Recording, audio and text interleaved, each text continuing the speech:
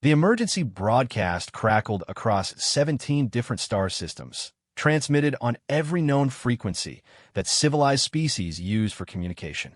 Ambassador Zeth Carey of the Velen Confederation sat hunched over her communication console, her forearms trembling as she adjusted the transmission parameters for the 100th time that day. This is Ambassador Zeth Carey of the Velen Confederation, broadcasting on all emergency channels. We are under siege by an unknown hostile force. Our worlds are burning. Our people are dying. We have sent this plea to every member species of the Galactic Council. We are begging for immediate military assistance. The transmission had been sent 3 standard galactic days ago. In that time, 47 different species had responded with the same message: sympathy but no action. The Altarian Empire expressed their deep concern, but cited their non-interference policies. The Crystalline Collective offered thoughts and prayers, while mentioning their military was occupied elsewhere. The Zephyrian Alliance sent a diplomatic note explaining that they were in a period of strategic recalibration. Zeth Carey's secondary arms clutched a data pad showing the latest casualty reports. The numbers made her stomach acids churn. 3 billion dead on Velen Prime. 2 billion missing on the agricultural world of Harvana. The mining colonies had gone completely dark 12 hours ago. Ambassador called her aide, a young Velen named Pexlani whose scales had lost their healthy blue sheen from stress. We've received another response. Zeth Carey's hope flared briefly. Which species? The humans. The ambassador's hope deflated like a punctured atmospheric dome. Humans. The species that most of the galaxy treated as a curiosity at best, a cautionary tale at worst. They came from a world so hostile that most galactic species couldn't even visit it without extensive life support systems. Their planet, Terra, was classified as a Class 12 Death World, a designation reserved for planets where everything seemed designed to kill any life that evolved there. The humans had only made contact with galactic civilization 50 years ago, and they were still considered newcomers. Worse, they were known for their bizarre behavior. Where other species would negotiate for months before taking action, humans had a disturbing tendency to act first and think later. They had been involved in 3 separate diplomatic incidents involving their tendency to improvise solutions to complex problems. What do they say? Zeth Carey asked, though she expected another polite refusal. Pexlani's scales shifted to a confused yellow pattern. It's unusual, Ambassador. They want to know our exact coordinates and the specifications of the enemy forces we're facing. Zeth Carey blinked all 4 of her eyes in sequence, a Velen expression of bewilderment. They want tactical information, not casualty reports or diplomatic background. Yes, Ambassador, and they're asking for it immediately. The ambassador felt something she hadn't experienced in days, a tiny spark of hope. She had studied the human file when they first made contact. Their homeworld was a nightmare of extreme weather, predatory wildlife, and geological instability. Yet somehow, not only had they survived, they had thrived. Their military technology was considered primitive by galactic standards, but their soldiers had a reputation for being absolutely relentless. There had been an incident 5 years ago when human mercenaries had been hired to extract a research team from a pirate-controlled asteroid. The mercenaries had faced odds of 50 to 1 and had not only succeeded in the rescue, but had somehow managed to capture the entire pirate base. The galactic military analysts still couldn't figure out how they had done it. Send them everything, Zeth Carey ordered. Full tactical reports, enemy specifications, all of it. Ambassador, shouldn't we wait for approval from the Council? The humans aren't officially. The Council has had 3 days to respond with actual help, Zeth Carey interrupted, her voice carrying the harmonics of absolute authority. Send the humans everything we have. Within 6 hours, they had a response. It was unlike anything any civilized species would have sent.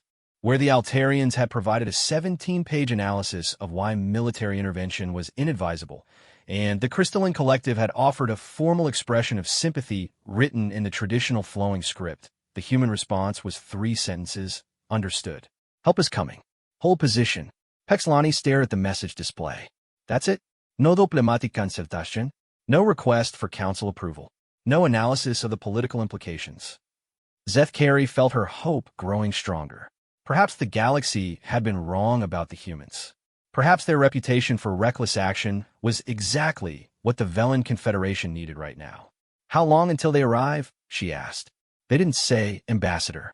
Should we ask for an estimated time of arrival?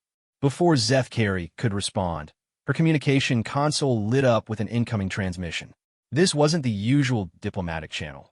This was a direct military frequency, heavily encrypted, and transmitted with a power signature that suggested the sender was much closer than Earth. Velen Confederation, this is Admiral Sarah Chun of the Terran Defense Force.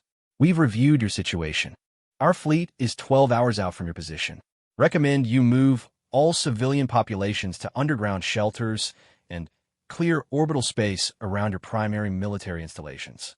Zeth Carey's four hearts began beating in perfect synchronization, a Velen biological response to extreme stress or excitement. Admiral Chun, this is Ambassador Zeth Carey. Did you say 12 hours? How is that possible? Earth is 3 weeks away at maximum faster-than-light speed. The human's voice carried an unusual quality, calm, confident, and somehow reassuring. Ambassador, we received your distress call 72 hours ago. We've been en route since then. We don't wait for committee approval when people are dying. You've been traveling for 3 days? But we only sent the call to Earth yesterday. Negative, Ambassador. You sent it to 17 different species simultaneously. We monitor all emergency frequencies. When we received your call, we immediately dispatched our response fleet. Pexlani was frantically checking the transmission logs. Ambassador, she's right. We did broadcast to all 17 species at once. But how could humans respond so quickly? Admiral Chin's voice continued. Ambassador, we need current tactical information. What can you tell us about the enemy force composition and deployment? Zeth Carey pulled up the latest intelligence reports, though the information was grim. Admiral, the enemy fleet consists of approximately 200 vessels of unknown design. They appear to be using some form of plasma-based weaponry that can penetrate our shields. They've established orbital positions around all 7 of our inhabited worlds and have been systematically destroying our infrastructure. Any idea what they want? Are they making demands? None, Admiral. They haven't attempted to communicate at all. They simply arrived and began attacking. Our military analysts believe they're attempting to completely eliminate our species. There was a pause on the communication line. When Admiral Chun spoke again, her voice had changed subtly. Where before it had been professional and calm, now it carried an edge that made Zeth Carey's scales ripple with instinctive unease. Ambassador, are you telling me that an unknown hostile force has entered your territory, refused all attempts at communication, and is systematically committing genocide against your people? That is correct, Admiral. Understood. Change of plan. All civilian populations need to be in underground shelters within 6 hours. Clear all orbital space within 10,000 kilometers of enemy positions. And Ambassador, yes, Admiral, you might want to prepare your people for what comes next. Humans don't react well to genocide. The transmission ended, leaving Zeth Carey and Pexlani staring at the communication console in silence. Ambassador, Pexlani said quietly, what do you think she meant by that? Zeth Carey was studying the human cultural files that had been compiled by galactic intelligence services over the past 50 years. What she was reading made her scales shift through several different color patterns in rapid succession.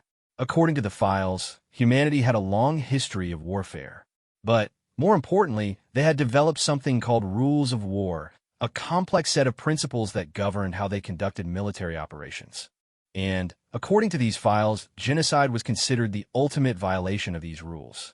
The files contained references to something called war crimes tribunals and crimes against humanity. There were mentions of human military doctrine that spoke of proportional response and overwhelming force authorization in cases of civilian targeting. Pexlani, contact all remaining military commanders. Tell them to implement full civilian evacuation procedures immediately. Ambassador, that will take at least 8 hours. Tell them they have 6 hours. And contact the underground mining complexes. We need to prepare shelter space for the entire population. As her aide hurried to carry out the orders, Zeth Carey continued reading the human files. One phrase kept appearing in their military documentation: no mercy for those who show none. She was beginning to understand why the other galactic species were wary of humanity. It wasn't just their death world, origin, or their tendency toward rapid action. It was something deeper. The humans had apparently developed a very specific set of principles about warfare, and according to these files, they became extremely dangerous when those principles were violated. 6 hours later, the evacuation was as complete as it could be given the circumstances. Zeth Carey was in the underground command center on Velen Prime when a long-range sensors detected the arrival of the human fleet. Admiral Chun to Velen Command. We are now in system. Beginning tactical assessment. Admiral, this is Ambassador Zeth Carey. We've evacuated as many civilians as possible, but the enemy fleet is still maintaining orbital positions around all our worlds. Understood, Ambassador. We're reading approximately 197 enemy vessels in total. They appear to have divided their forces with about 30 ships per inhabited world, with the remainder forming a reserve fleet near your system's outer edge. The precision and speed of a human tactical assessment was impressive. It had taken Velen military intelligence 3 days to compile the same information. Admiral, I must inform you that our own fleet has been almost completely destroyed. We have fewer than 20 vessels remaining, and most of those are severely damaged. Copy that, Ambassador. For what it's worth, your people fought bravely. We've reviewed the engagement data you transmitted. Your fleet held out far longer than most species would have managed. Zeth Carey felt a strange warmth at the human's words. In 3 days, not one of the other galactic species had acknowledged the sacrifice of the Velen military. Admiral, what are your plans for engagement? First, we're going to try talking to them. Talking to them? Admiral, I told you they haven't responded to any communication attempts. Ambassador, you've been trying to communicate with them as a fellow civilized species. We're going to approach the conversation differently. Before Zeth Carey could ask what that meant, she heard Admiral Chin's voice switch to a fleet-wide frequency. All ships, this is Admiral Chun, broadcasting on all frequencies to hostile forces currently occupying Velen space. The transmission that followed was unlike anything Zeth Carey had ever heard from a diplomatic or military source. Unknown hostile forces, this is Admiral Sarek Chun commanding the Terran Defense Force Response Fleet. You're currently engaged in systematic genocide against the Velen Confederation. This is unacceptable. You have 30 minutes to cease all hostile actions, withdraw from Velen space, and surrender for war crimes prosecution. This is your only warning. Pexlani's scales had shifted to the pale gray of shock. Ambassador, did she just threaten them? Zeth Carey was reading her console displays with growing amazement. Pexlani, how many ships do the humans bring? Her aide checked the sensor readings 3 times before responding. According to our sensors, 47 vessels, Ambassador. 47 ships against nearly 200 enemy vessels, and Admiral Chun just gave them an ultimatum? It would appear so, Ambassador. For the first time in 4 days, Zeth Carey began to laugh.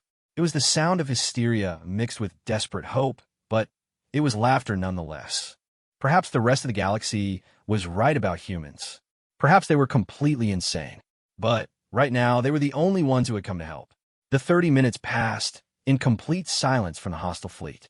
During that time, Admiral Chin had her ships take up what appeared to be standard defensive positions around the outer edge of the Velen system. To Ambassador Zeth Carey and her military advisors, it looked like the humans were preparing for a conventional engagement, something that would be suicide against such overwhelming odds. But as the deadline approached, Zeth Carey noticed something odd about the human ship formations. They weren't arranged in the typical defensive patterns used by galactic navies. Instead, they seemed to be positioned in clusters around specific points in space that didn't correspond to any obvious tactical advantage. Admiral Chun, Zeth Carey called over the communication link, your fleet positioning is unusual. Are you certain about your tactical approach? The human's response was calm, but carried an undertone that made Zeth Carey's scales shift uncomfortably. Ambassador, we're positioned exactly where we need to be. 30 seconds until deadline. As the final seconds ticked away, the hostile fleet maintained their orbital positions around the Velen worlds. They showed no signs of withdrawal or communication attempts. They had ignored the human ultimatum completely. Time's up, Admiral Chun announced to her fleet. All ships, execute Protocol 7. What happened next would be discussed in galactic military academies for the next century. The human ships didn't move toward the enemy fleet. Instead, they simply vanished. Zethkari stared at her sensor displays in bewilderment. Pexlani, where did they go? Her aide was frantically running diagnostic checks on their sensor equipment. Ambassador, I'm reading massive energy discharges throughout the system, but I can't locate the human ships. It's as if they just disappeared. The answer came in the form of explosions that began blooming around the hostile fleet positions. The enemy ships that had been holding stable orbits around Velen worlds suddenly found themselves under attack from weapons that seemed to be firing from empty space. Admiral Chun, what's happening? Our sensors show your ships have vanished, but we're detecting weapons fire from their last known positions. Cloaking technology, Ambassador. We've been working on it since we joined the galactic community. Turns out that when your home planet is constantly trying to kill you, you get good at hiding. The battle that followed defied every principle of civilized warfare that Zethkari knew. The hostile fleet, which had been systematically devastating Velen forces for days, suddenly found themselves fighting an enemy they couldn't see, couldn't target, and couldn't predict. Human weapons fire appeared from seemingly random directions. Enemy ships that tried to maneuver found themselves running into what appeared to be empty space, only to collide with invisible human vessels. The hostile fleet's formation, which had been their greatest strength, became a liability as they couldn't tell which ships were engaging human forces and which were firing at shadows. But what truly amazed Zethkari was the precision of the human attack. Despite being invisible and conducting what appeared to be a chaotic engagement, not a single human weapon strike hit anything other than hostile vessels. The orbital infrastructure that the Velens desperately needed for reconstruction remained completely undamaged. How are they doing this? Pexlani whispered, watching as another cluster of enemy ships erupted in plasma fires. Zethkari was studying the tactical display with growing understanding. Look at the pattern of attacks. They're not random at all. The humans are systematically isolating individual enemy ships from their support groups, destroying them, and then moving on to the next target. But how can they coordinate so precisely when they're invisible? The answer came from Admiral Chen's voice over the communication system. Velen Command, recommend you clear civilian populations from the following coordinates. She rattled off a series of locations that corresponded to the orbital space around 3 of the Velen worlds. Admiral, those are the coordinates where the heaviest enemy concentrations are positioned. Not for much longer. We're about to try something new. What the humans tried next was beyond anything in galactic military doctrine. Instead of continuing their hit-and-run attacks, the human ships began to converge on the 3 enemy fleet concentrations simultaneously. As they approached, they gradually became visible again, their cloaking fields apparently deactivating. For a moment, it looked like the humans were abandoning their tactical advantage and preparing for a conventional engagement against superior numbers. The hostile fleets immediately began concentrating their fire on the now visible human ships. That was when Admiral Chun activated what she later described in her report as aggressive boarding procedures. The human ships didn't fire their weapons. Instead, they accelerated directly toward the enemy vessels at speeds that should have resulted in mutual destruction. But at the last possible moment, the human ships deployed something that Zethkari had never seen before, some kind of energy field that seemed to lock onto the enemy hulls. Rather than colliding, the human ships attached themselves to the enemy vessels like parasites. Within seconds, the attached human ships began cutting through enemy hulls with focused energy beams. Admiral, Zethkari called urgently, your ships are attaching themselves to enemy vessels. This is extremely dangerous. If those ships explode, Ambassador, our ships are designed for this kind of operation. We're not trying to destroy these vessels from the outside. We're going inside. The tactical implications of what Admiral Chun was describing hit Zethkari like a physical blow. Admiral, are you saying your personnel are boarding enemy ships during active combat? That's correct. We need prisoners for interrogation, and we need their technology for analysis. The most efficient way to accomplish both objectives is direct boarding action. Pexlani's scales had turned completely white with shock. Ambassador, the humans are boarding ships while those ships are still fighting. This is madness. But as they watched, the tactical situation began to shift dramatically in favor of the humans. Enemy ships that had been firing moments before suddenly went silent. Their weapons stopped firing, their engines shut down, and their communication systems went dead. Admiral Chun, what's happening to the enemy vessels? My boarding teams have secured critical ship systems. We're currently taking prisoner any enemy personnel who surrender and neutralizing any who don't. The speed with which the human boarding teams worked was extraordinary. Within 20 minutes, the 3 largest enemy fleet concentrations had been completely neutralized. 63 enemy ships were now drifting silently in space, apparently under complete human control. The remaining enemy vessels, seeing what had happened to their companions, began to retreat toward the outer edge of the system. But their retreat was cut off by the human ships that had been positioned there from the beginning. Admiral, Zethkari said, her voice filled with awe and confusion. How many boarding teams do you have? Every ship in our fleet carries a full complement of boarding specialists, Ambassador. When you come from a death world, you learn that sometimes the only way to solve a problem is to get close enough to grab it with your bare hands. The retreat of the remaining enemy ships turned into a rout. Faced with the choice between surrendering and facing the same fate as their captured comrades, or attempting to fight their way through the invisible human ships blocking their escape route, many of the enemy commanders chose surrender. Others chose to fight. Those ships were destroyed with a clinical efficiency that impressed and disturbed Zethkari in equal measure. The humans showed no mercy to ships that continued hostile action, but any vessel that powered down its weapons and transmitted a surrender signal was immediately boarded and secured rather than destroyed. Within 4 hours of the human ultimatum deadline, the battle was over. Of the 197 enemy ships that had been occupying Velan space, 63 had been captured intact with crews taken prisoner. 41 had surrendered and been secured. 37 had been destroyed while attempting to fight or flee. The remaining 56 ships had simply vanished. According to human sensor reports, they had activated some form of faster-than-light drive and fled the system entirely. Admiral Chun, Zethkari called, her voice still shaking from witnessing the most brutal and efficient military operation in her experience. We cannot thank you enough. You have saved our species. Don't thank us yet, Ambassador. This was just the easy part. The easy part, Pilani skoikt. We've driven off the immediate threat and captured a significant number of enemy vessels and personnel, but we still don't know who they are, where they came from, or why they attacked you. Until we have those answers, your people aren't safe. Admiral Chin's next words carried a tone that made Zethkari understand why the other galactic species were wary of humanity. Ambassador, my boarding teams are beginning interrogation of the captured enemy personnel. We're also conducting detailed analysis of their ship designs and technology. Based on what we learn, we'll be making some decisions about how to proceed. What kind of decisions, Admiral? Whether this was an isolated attack on your people, or whether these hostiles represent a broader threat to galactic civilization. If it's the latter, we'll need to take preventive action.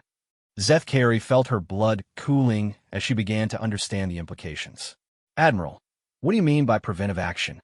Ambassador, if these hostiles have more fleets, more ships, and more targets, then the best way to protect the Velan Confederation is to eliminate the source of the threat permanently. As the human fleet began the process of securing the captured enemy vessels, Zethkari realized that her people had been saved by a species that was very different from the rest of galactic civilization. The other species had offered sympathy and diplomatic considerations. The humans had offered something far more direct and infinitely more dangerous. They had offered justice. And as she watched the captured enemy ships being towed toward temporary holding positions, Zethkari began to wonder if the galaxy was prepared for what human justice might look like. The interrogation results would answer that question sooner than anyone expected. The interrogation results arrived 18 hours after the battle ended, and they changed everything. Admiral Chun requested a secure communication channel with Ambassador Zethkari and the highest-ranking Velan officials who had survived the attack. When the connection was established, her voice carried a tone that Zethkari had never heard from any galactic species before: cold, controlled fury. Ambassador, we've completed preliminary interrogation of the captured enemy personnel. I need to share our findings with your government immediately. Of course, Admiral. What have you learned? The attacking force calls themselves the Harvester Fleet. They're part of something called the Dominion Collective. According to the captured personnel, your system was targeted for what they call biological resource acquisition. Zeth Carey felt her stomach acids beginning to churn again. What does that mean, Admiral? It means, Ambassador, that they weren't trying to conquer your worlds or steal your resources. They were trying to capture your entire population for use as slave labor. The silence that followed was broken by Pexlani's horrified whisper. Slave labor? The captured ship logs contained detailed manifests of the operation. The plan was to eliminate your military forces, capture approximately 70% of your population, and transport them to Dominion space for use in mining and manufacturing operations. The remaining 30% would have been eliminated as excess biological material. Zeth Carey's four hearts began beating out of sync, a Velen physiological response to extreme emotional trauma. Admiral, are you saying they plan to enslave most of our people and murder the rest? That's exactly what I'm saying, Ambassador. And, according to the intelligence we've gathered, the Velen Confederation was not their first target. Admiral Chun transmitted a data file that appeared on Zeth Carey's console. As she reviewed the contents, her scales began shifting through every color pattern associated with horror and disbelief. These logs show 17 other star systems that have been attacked by Dominion forces over the past 2 years. Systems that went mysteriously silent with no explanation. Admiral, some of these are systems we've lost contact with. The galactic community assumed they had suffered natural disasters or isolated conflicts. According to Dominion records, those systems weren't destroyed by natural disasters.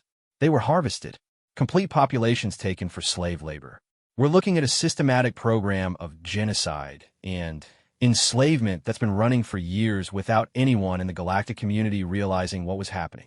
Pexlani was frantically checking galactic databases. Ambassador, the Kepler Colonial Union went silent 14 months ago. The hegemony of Talvar stopped responding to communications 8 months ago. We thought they were having internal political problems. Admiral Chen's voice cut through their growing panic. According to Dominion intelligence files, they've taken over 40 billion sentient beings from 17 different species. All of them are currently being held in labor camps in Dominion space. The number was too large for Zeth Carey to process properly. 40 billion people enslaved, while the galactic community remained completely unaware of the threat. Admiral, why hasn't anyone detected these attacks? How could something this large remain hidden? Because the Dominion Collective doesn't exist in any of your galactic databases. They operate from outside known space.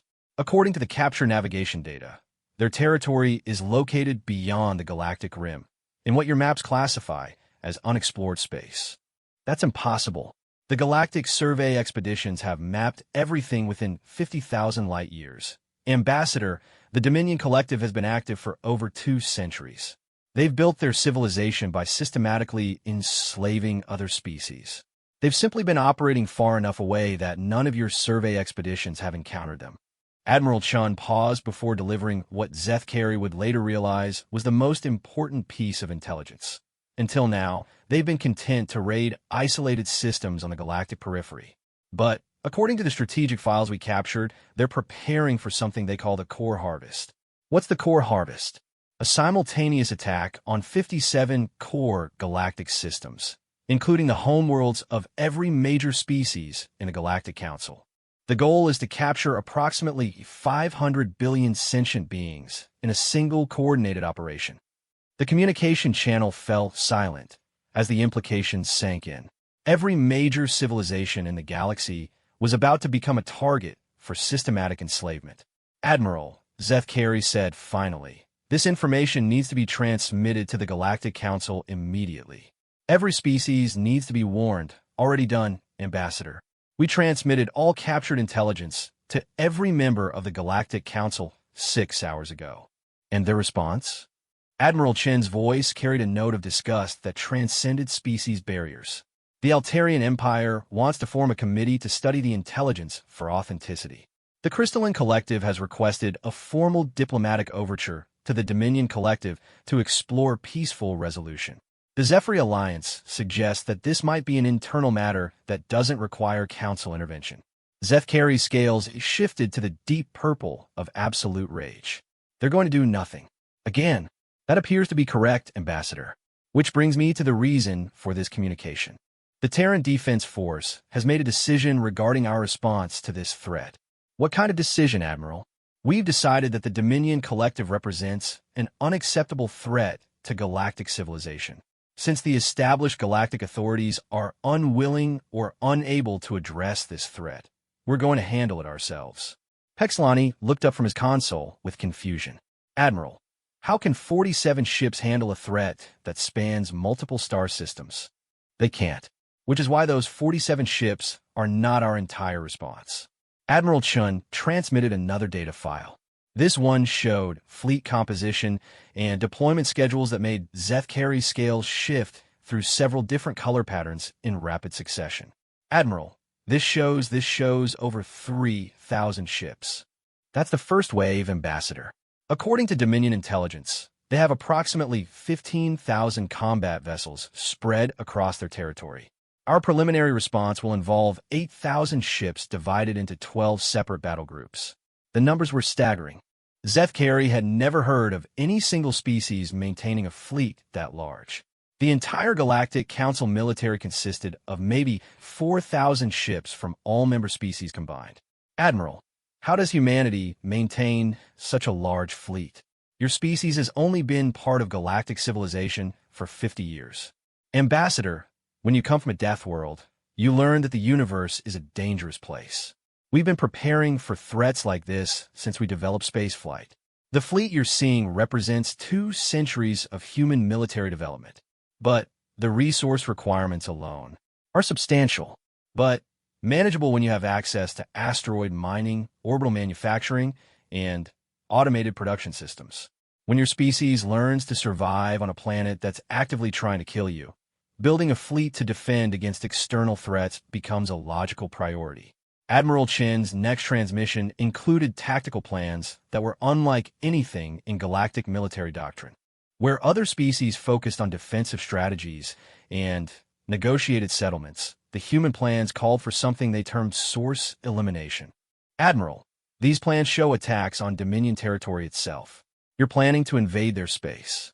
That's correct, Ambassador. Our analysis indicates that the only way to permanently eliminate the threat posed by the Dominion Collective is to destroy their capacity to launch future attacks.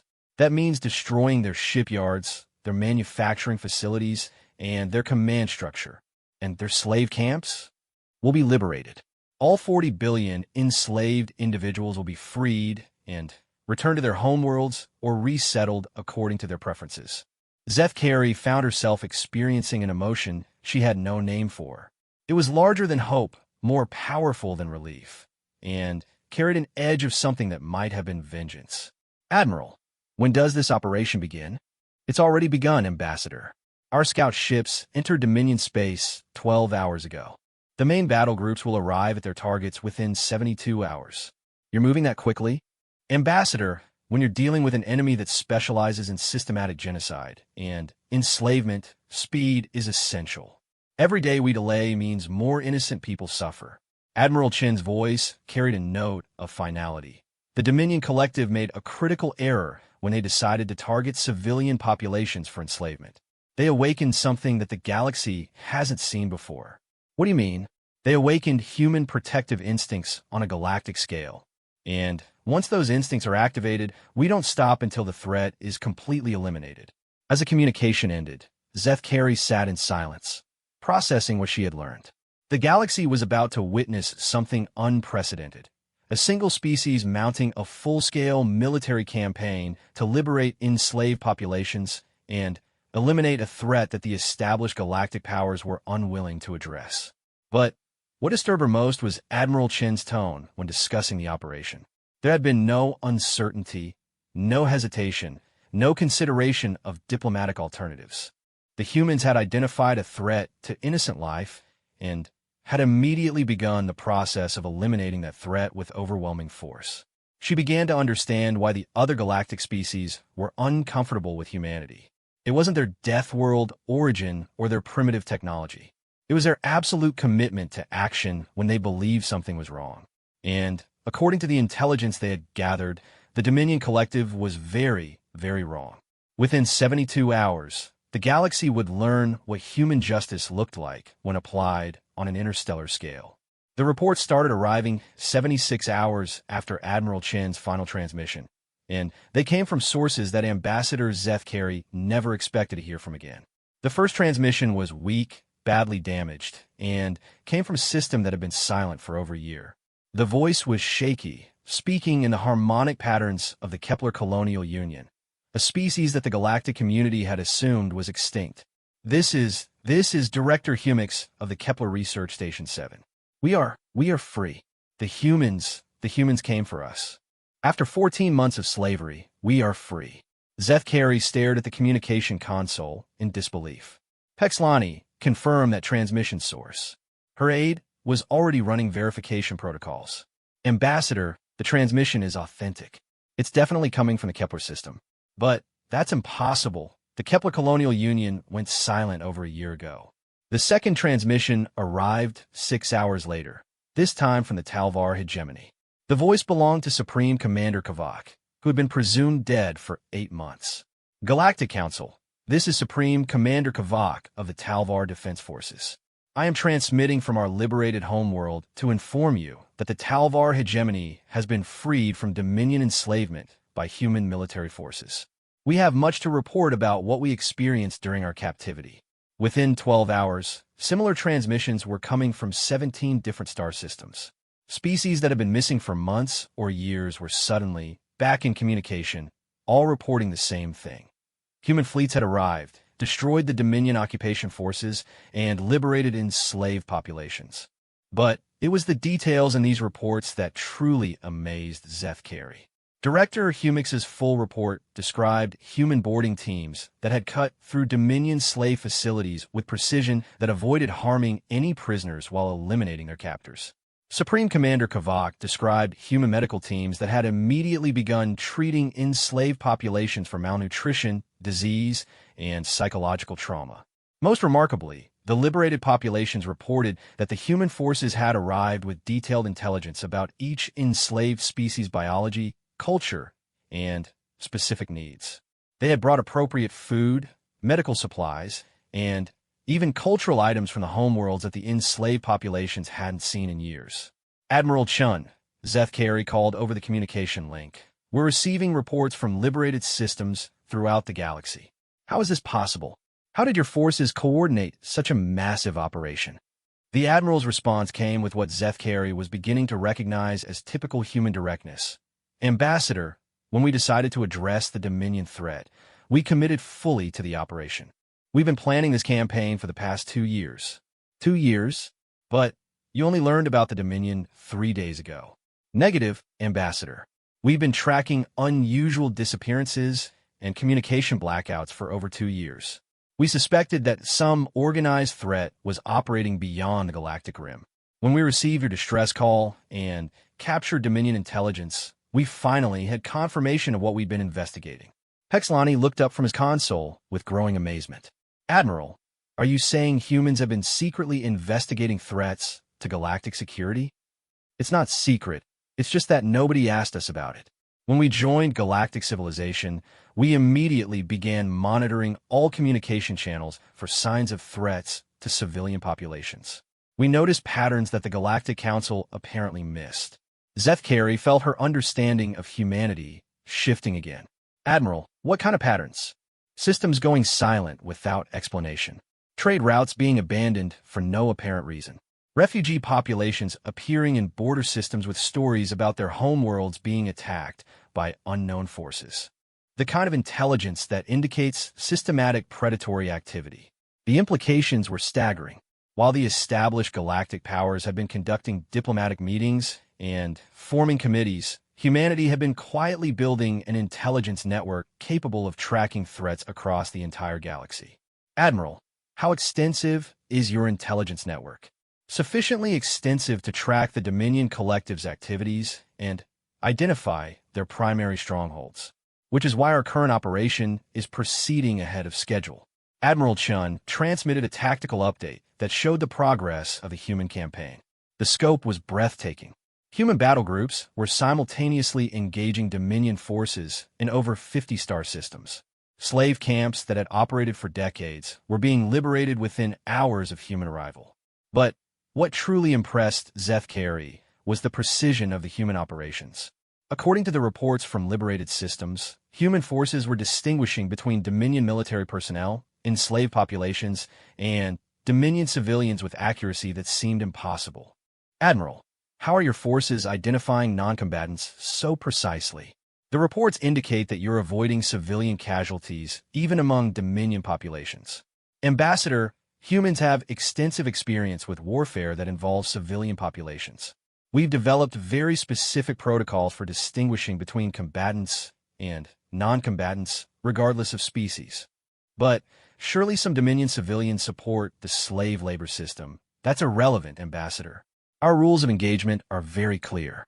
We eliminate military threats and criminal organizations, but we don't harm civilian populations, even if those civilians come from an enemy society. The moral implications of what Admiral Chan was describing were unlike anything in Zeth Carey's experience. Most galactic species approached warfare as a total societal conflict. The idea that humans would risk their own personnel to protect enemy civilians was almost incomprehensible. Admiral, this approach must make your operations far more difficult and dangerous. It makes them more complex, but not necessarily more dangerous. And it's not optional, Ambassador.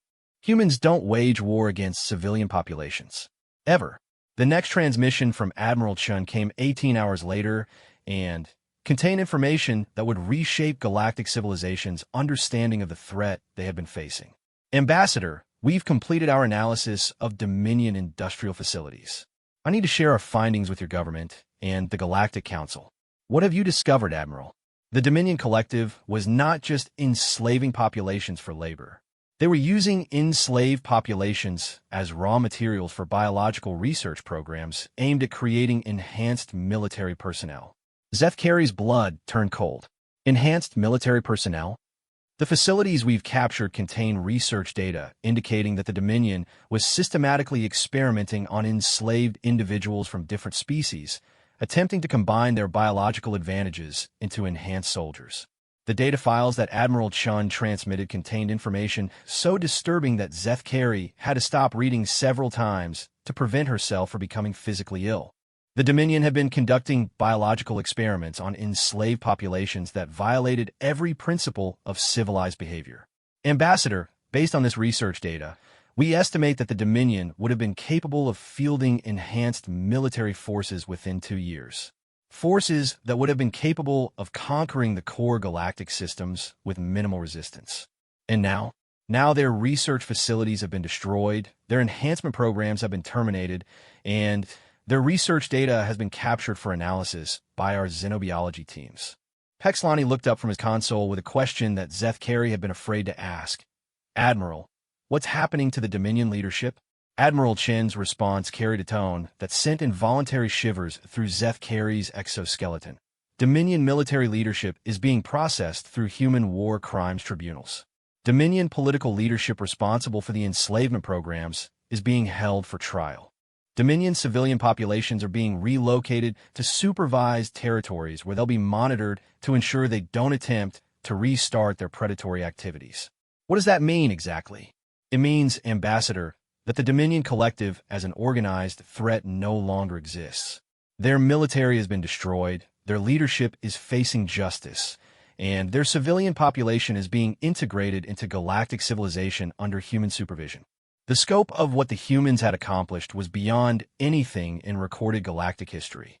In less than 4 days, they had identified, located, engaged, and completely eliminated a threat that had been operating undetected for over 2 centuries.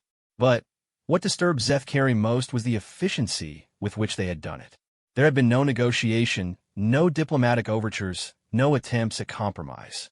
The humans had identified the Dominion as a threat to innocent life and had systematically eliminated that threat with overwhelming force. Admiral, what happens now?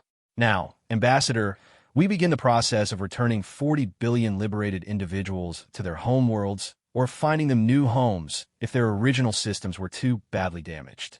We also begin the process of helping them recover from what they experienced during their enslavement. And the humans? We'll continue monitoring galactic space for similar threats. What we've learned about the Dominion suggests that there may be other predatory civilizations operating beyond known space. We intend to find them before they can threaten innocent populations. As the communication ended, Zeth realized that the galaxy had fundamentally changed. The established galactic powers had proven themselves incapable of addressing systematic threats to civilian populations. Humanity had not only addressed such a threat, they had eliminated it completely and established themselves as the protectors of galactic civilization. But what truly amazed her was that they had done it not for conquest or political advantage, but simply because they believed it was the right thing to do. The galaxy was about to learn that humans were not just another species seeking their place among the stars. They were something far more dangerous and far more hopeful. They were the species that would respond when someone called for help. 6 months after the liberation of the Dominion slave camps, Ambassador Zeth found herself standing in the newly constructed human embassy on the Galactic Council station. The building itself was a statement that no one could ignore: massive, imposing, and designed with defensive capabilities that made several council members extremely nervous. She was there for the formal presentation of what humans called the Galactic Protection Protocols, a document that would fundamentally alter how civilization operated in their corner of the universe. Admiral Chun, now promoted to Supreme Admiral of Galactic Operations, stood before the assembled representatives of 47 different species. Her presentation was characteristically direct. Honor delegates, over the past 6 months, human forces have completed the liberation and reintegration of 40 billion individuals who were enslaved by the Dominion Collective. We have also identified and eliminated 3 additional predatory civilizations that were operating beyond known galactic space. The murmur that went through the assembly was audible. 3 additional threats that the Galactic Council had been completely unaware of. These operations have revealed systematic failures in galactic security that cannot be allowed to continue. Therefore, humanity is implementing new protocols for the protection of civilian populations throughout known space. Representative Alfmore of the Altarian Empire raised a formal objection. Supreme Admiral, the Galactic Council has not approved any such protocols. Humanity cannot unilaterally impose security measures on sovereign species. Admiral Chen's response was delivered with a smile that didn't reach her eyes. Representative Alfmore, humanity is not imposing anything on anyone. We are simply informing you of actions we intend to take to protect innocent life. That's the same thing. No, Representative, it's not. You're free to refuse human protection if you choose. However, if your species comes under attack by forces similar to the Dominion Collective, you should not expect human assistance unless you have formally requested inclusion in our protection protocols. The implications of what Admiral Chan was saying sent ripples of concerned whispers throughout the assembly. The humans were offering protection, but they were making it clear that such protection was conditional on acceptance of human oversight. Representative Kexthal of the Crystalline Collective voiced the question that everyone was thinking. Supreme Admiral, what exactly do these protection protocols entail? Excellent question. Human forces will establish monitoring stations at key points throughout galactic space to watch for threats similar to the Dominion. We will maintain rapid response fleets capable of addressing any confirmed threats to civilian populations. And we will conduct regular patrols of the galactic rim to ensure that no predatory civilizations establish themselves in uninhabited systems. And in return, member species will provide human forces with unrestricted access to their communication networks for threat monitoring purposes. They will also agree to immediately report any unusual activities or disappearances that might indicate predatory action. Representative Vashtow of the Hegemony Worlds stood to address what many consider the most important question. Supreme Admiral, what gives humanity the authority to establish these protocols? Admiral Chen's response will be quoted in diplomatic circles for decades. Representative Vashtow, authority comes from capability and willingness to act. When a Velan Confederation called for help, 47 different species offered sympathy. One species offered action. When systematic enslavement threatened galactic civilization, the Galactic Council formed committees. Humanity eliminated the threat. She paused to let that sink in before continuing. Authority, representative, comes from being the species that answers when someone calls for help.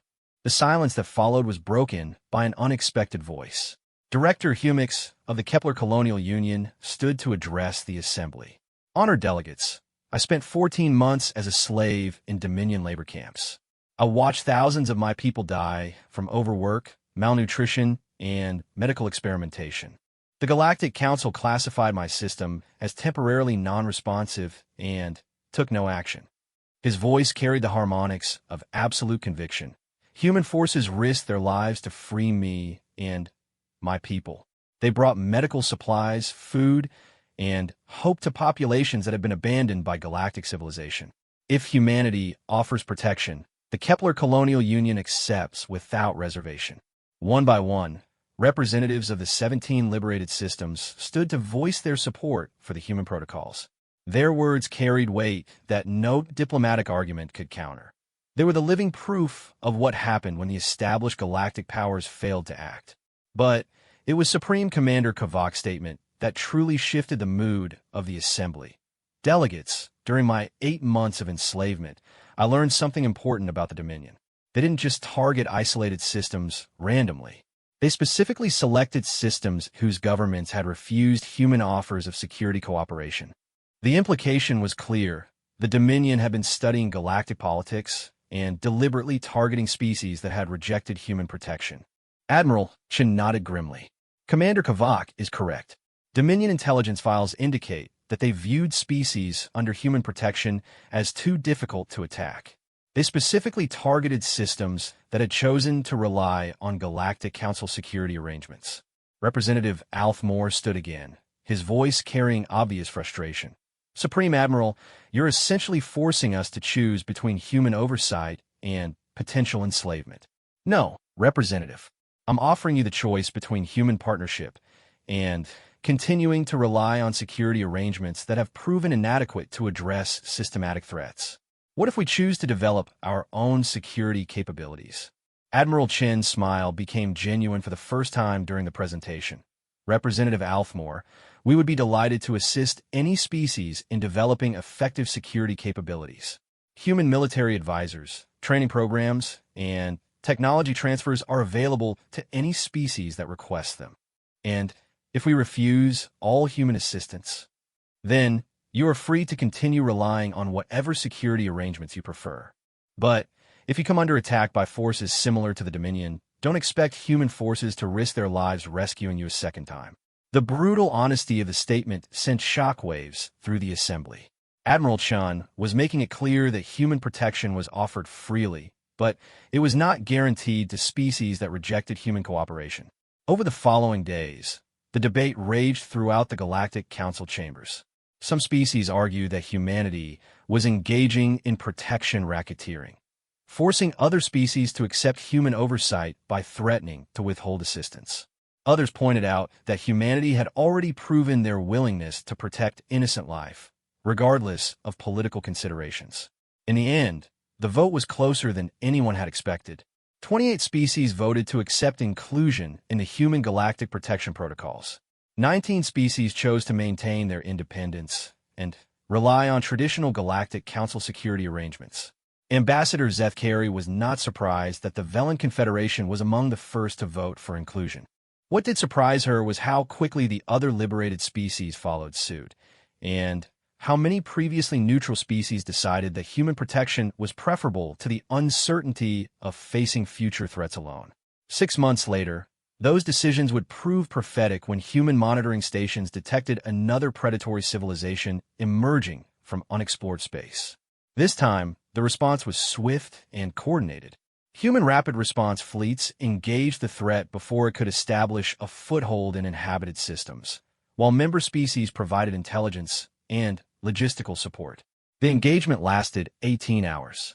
The predatory fleet was completely destroyed, and examination of their ships revealed plans for systematic raids on 12 different star systems, all of which belonged to species that had chosen to remain outside the human protection protocols. The lesson was clear. In a galaxy where predatory civilizations existed beyond known space, the The species most likely to survive were those willing to accept protection from the one civilization that had proven capable of providing it. But perhaps the most important change was not political or military. It was philosophical.